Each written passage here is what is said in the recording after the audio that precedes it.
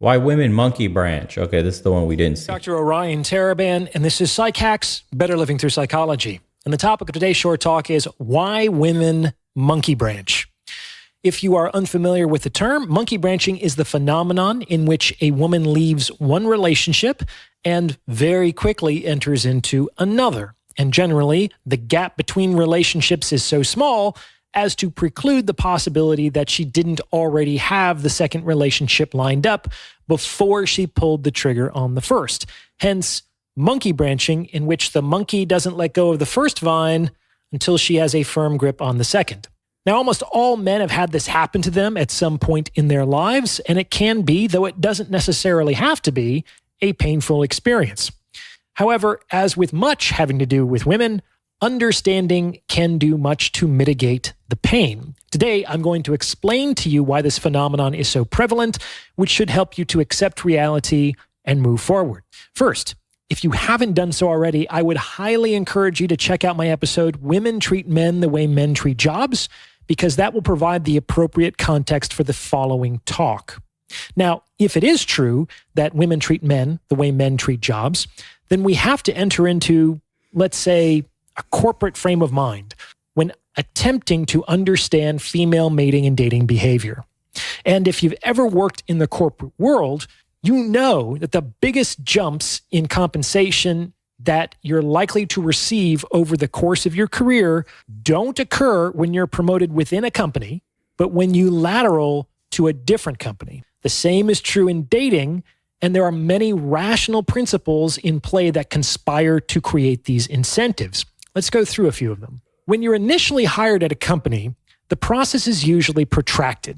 Just like in dating, these conversations can occur over several months, as both parties are kind of trying to figure out whether they can do business, what that would look like, and how they can negotiate the best deal for themselves. This is because, despite the fact that both parties need each other, there is a fundamental antagonism between their aims. Namely, management wants as much work for as little money as possible, and labor wants as much money for as little work as possible. And so long as these classes exist, this will never change. By the same token, all things being equal, men want as much sex and freedom for as little time, energy, and money as possible, and women want as much time, energy, and money for as little sex and freedom as possible. Behind all the fun and excitement, the courtship phase of a relationship, just like an extended hiring process, is basically two people figuring out what kind of business they can do together and negotiating what they're willing to give up for what they expect to receive in return. People will balk at this, but that's the way it is. It often doesn't seem like it's the way it is because, just like in business, negotiating too explicitly is gauche. Like, if you want a job, you can't tell your potential employer, look, I could care less about your mission and your culture. You're going to use my skills to increase your profit, and I'm going to use your brand to increase my income. And if I'm going to trade my time for money, I want as much money as I can get. And since I have a few other offers, what I want to know is, can you give me a better deal? Because all things being equal, I'm going to go with the organization that pays me the most. You're going to come off as mercenary and sociopathic. That doesn't necessarily mean that that is not. Imagine that exchange in dating. So I know you only like me for my square jawline, which I was bored with, but then my six-pack, which took hours in the gym, and you're only here because you saw me with my flashy things, my watch and my nice car. That's all great and dandy, but I only like you for your huge fucking rack and those thirst trap pictures on Instagram. So let's cut this date short, and I'm going to get up in them draws, and then you're not going to tell me shit and no, I need a third date, none of that shit. So let's get this over with. I got what you want, which is a lifestyle, and you got what I want is a big rack. So we good? Yeah. If that conversation happened like that, dude, I wonder. Some men might actually find out they get laid more, dude. It's fucking hilarious. The subtext of negotiations. Also, keep in mind that a company that shamed a potential employee for prioritizing the bottom line would only do so tactically, like because it's in their best interest to do so. as making employees believe that they should work for things other than money allows companies to functionally receive the same amount of labor for a smaller expenditure of money, which increases their profit. But yeah, I digress. In any case, once this protracted negotiation is finalized, that is, once you decide how much money you're willing to receive to compensate for the expenditure of your time, you're going to be anchored at that level as long as you remain at that company. This means that it's going to be very, very hard to get a large raise at that company because all raises will be proportional increases from that negotiated price point. You could get 5% here, 10% there, True. but you won't ever double your money by remaining loyal. And this is why it's very important to set some very strict boundaries as a man, when you get into a relationship with a woman, because the amount you get after the initial negotiation, what you laid the ground rules as, is going to be much harder than had you laid those ground rules from the start being exactly what you wanted. Do not go into a relationship with your boundaries compromised, because you're never going to get the woman you want. This whole I'm molding this person into what I want is horseshit. This whole going on a date and the question being asked is, what do you look for in a woman? What do you look for in a man? What's your ideal? So that people can temporarily give you what you want and then pull that fucking, I guess, what would you call it? That dream of yours away. That fake person. You begin to see the, quote, realness in somebody. Months into a relationship, people start to peel the mask away slowly, and you start to see them for what they really are, or I should say who they actually are. Once this bullshit negotiation ends and you enter into the exclusivity contract of a relationship, because you fucking fumbled on so many of the boundaries you actually wanted as a man, because her rack was big, because her ass looked tight in that dress, that romper. Oh, I really like the way her makeup is, and damn, her face is angelic. Or, oh my God, she does that thing with her tongue. Fuck, dude. All right, I guess I won't worry about this little red flag for now. Boundary crossed, bro. And you're not getting past that. You're not gonna re-fucking negotiate. By the way, I hate that this blah blah blah about you. Could you mind for the relationship changing? And they'll go, fine, I'll give it a shot. Okay. 2 weeks later, they're back to doing the same old shit. Now you resent them. Boom, your relationship fucking ends a few months later, a year later. Depends how much of a pussy you are and how soft you are as a person to walk away from something you're not happy in. Ta-da, welcome to a bunch of relationships today. Most people are in some fucking form of hell just like that. Ryan, thanks, brother. Sounds time efficient. Imagine how much time you save. Yeah, if you were super upfront like that, straight to the point, dude, it actually works, believe it or not. Not like that brutal. Well, yeah, okay. Probably that brutal too. If you're ridiculously straight to the point, like I've had dates where I completely end the woman speaking about some bullshit like small talk and just go like matter of factly, let me be real with you. And that was a turn on. And they felt refreshed. And it was like so refreshing to the point where they felt like they could be real. They took the mask off. The pretend game is like I broke through the fourth fucking wall. We took off the goddamn pretend game. I got straight into her brain and was like, hey, here's what we're really doing here. Can we not with this fucking how's the weather? How's your family life bullshit? Here's what's up. And it worked out tremendously well. Bigly, like our boy Trump likes to say. That will only occur if you successfully negotiate a different anchor at a new company. Big bumps in comp don't happen internally. They happen laterally. The same is true for relationships. Big bumps in title and lifestyle generally don't happen internally. They happen laterally. And on the occasions they do occur internally, they generally occur in order to retain someone who has received a better offer elsewhere and is willing to leave. Just keeping it real. Now, yes. Before I go any Also, good point. Don't do this shit over text. It absolutely has no effect. This has to be in person where body language can be read, attraction, pheromones in the air, all that stuff. And if you come across super genuine, real, and authentic in the shit you're saying, it will be well received most of the time if you're that guy. Because remember, if you're not attractive, you're a creep. But if you are attractive, it's hot. Assuming you go on a date, she finds you attractive, yes, it could work. It can work. Any further, if you're liking what you're hearing, please consider sending this video to someone who might benefit from its message, because it's word of mouth referrals like this that really help to make the channel grow. You may also consider hitting the super thanks button. It's those 3 little dots in the lower right-hand value you feel you've received from this message. Those donations keep Calm down. Now, all this kind of begs the question.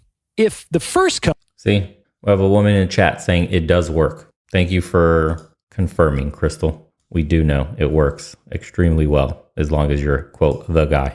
company can buy an employee's labor for X dollars, why would some other company pay 1.5x dollars for the same labor? That's another good one. So Ham Sammer said, I've had women catch me looking at another woman in public. It threw them off guard when I admitted exactly what I was doing. Just say it. Man, being really blunt about how you are as a man is very refreshing to women. Let me tell you. And we live in a world where you're supposed to, how would you say, shield the world from yourself. You're supposed to hide your masculinity. You're supposed to pretend to be somebody else. It's attractive in general when you meet people that are that free with themselves, regardless. But to women, it's very attractive when they meet a man and they'll say this kind of shit. He was a man. He knew exactly what he wanted and he was unapologetic about it. That's why it was so hot and attractive. You're going to hear that bullshit a lot if you start doing things like this. Women like men that are very upfront and know what they want and aren't afraid to ask for it. This is basically what they're telling you. I will tell you why. The reason why the second company is willing to pay significantly more for a poached employee is that on a longer time frame, this strategy is cheaper for the company than developing its own talent. How does that work? Well, if a company were to hire someone from scratch without any real experience and without any real proof of ability, then that company is running a risk. After investing in their training and development, many of these employees don't pan out in the long run, or they simply lateral to other companies once they have been trained and developed. And unless you run a company that intentionally grinds through unskilled temporary labor, this approach to hiring will likely prove expensive or even unsustainable. On the other hand, an employee that has already been trained, has already been developed, and has already demonstrated proof of ability is much less of a risk. Poaching companies pay more because they have functionally outsourced the due diligence and training processes. This means that not only will there be less time, energy, and money wasted in cultivating employees that don't go the distance, but there will also be a lower likelihood of future lateral movements as they are paying above market value for the labor in question. Consequently, these companies pay more because it saves them time and buys them longer loyalty. But make no mistake, they only seem to pay more if churning through short-term employees. And that's a very good point. I'm glad I built my own business instead of going full-time into media. Entry-level roles are just musical chairs now. Yeah, and that also applies to dating. Dating culture is essentially musical chairs now, where you're just trading up after a couple of months, a couple of days. It depends just how broken you are and how, quote, low-skilled you are in the market. It really is that way. Do men like upfront women, or is that masculine? I think most men find upfront women refreshing. It's just make sure you tailor it to not raunchy, okay? Not like a street hooker. Be clear on what you want and what you expect out of a man. That's very nice. A man likes that. It's refreshing. But don't be all thirsty and hungry for it. We already want it. You don't need to do much of the pushing. So just let us chase a little bit. But yes, it's refreshing for a woman to be honest in her intentions and what she wants and forward with it. But don't do it to the point where you're sticking on us like honey and you're just like, dude, let me breathe kind of energy. Weren't more expensive, they would do that instead. The same is true in dating. And this explains why we see monkey branching far more commonly in women than we do in men. Churning through short-term relationships is much more expensive for women than it is for men. Furthermore, demonstrated proof of competence and ability in men is much more attractive to women than demonstrated proof of sexual availability and experience in women is to men. A woman who has been trained and developed elsewhere is less appealing to men than one who has not. At this point, you might be saying, okay, Orion, well, all that makes sense, but Why do women have to do this from within their current relationship? Why don't they have the integrity to break things off with the first man before they go looking for the second? I will explain this to you. This is because, just like in business, it would be incredibly stupid to quit your job before you have another opportunity lined up. And this is true for two reasons. First, it's stupid because you don't actually know how long you will remain unemployed, because whether you are hired isn't up to you. So unless you are independently wealthy, you may not be able to float the employment gap if the market is inhospitable. And if you are independently wealthy, why are you looking for a job? And second, it's stupid because you will be able to negotiate a more competitive salary at your next position if you both A, retain proof of your employability, and B, have another confirmed bidder for your labor, your current employer. And once again, the same is true in dating. These reasons, in conjunction with the fact that women generally have relationship goals, whereas men do not, and the fact that women operate under shorter time horizons than men do, are sufficient to explain not only monkey branching behavior in general, but also its increased prevalence in women relative to men in particular. Just one final word. Men, if this happens to you, don't take it personally, King. When you do this, you have to understand that it's just business. But you might also consider that you're being given a gift. Why? Well, think about it. When were you most loyal and committed and hardworking? When you first joined the company or when you've been working there for several years? When you first joined, of course. When you take on new talent, they are generally thrilled at the opportunity to be there. On the other hand, you may end up paying more and more just to keep a disgruntled employee from leaving. People price themselves out of relationships all the time. Let the new guy overbid for your used merchandise. What do you think? Does this fit with your own experience? Oh. Let me know in the comments below. And if you've gotten this far, you might as So how much are guys overpaying for 20, 30, 40, 50, 100 body counts? Does that even deserve a McDonald's Happy Meal? Is that a chicken nugget date? When you're at 100 body counts, or you just is that hookah even worth it? Unfortunately, men's horniness knows no bounds. So even at 100 body count, if his sloppy toppy's in order, the man's gonna pay. Gots to see it through, my guy. That's our downfall. Our members downstairs, god damn it, we would already been taking over the whole Milky Way galaxy, but you can't stop, can you? Ain't that some shit?